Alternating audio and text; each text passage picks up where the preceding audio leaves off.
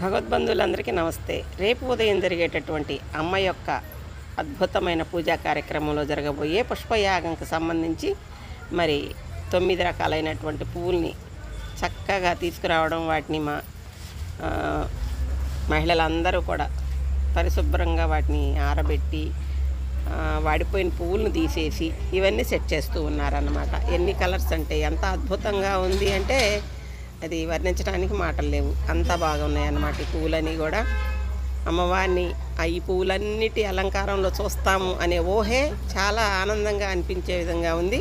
మరి మీరందరూ కూడా రేపు చూడవచ్చు, రేపటి కార్యక్రమం తర్వాత పెట్టే వీడియోలో ఇవన్నీ కూడా చూడవచ్చు అన్నమాట.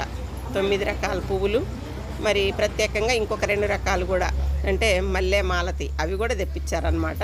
అన్నిటితో కలిపి 11 రకాల పువ్వులతోటి అమ్మకు రేపు పుష్పాభిషేకం జరుగుతుందన్నమాట. మరి రేపు చూడవచ్చా మిగతా వీడియోస్.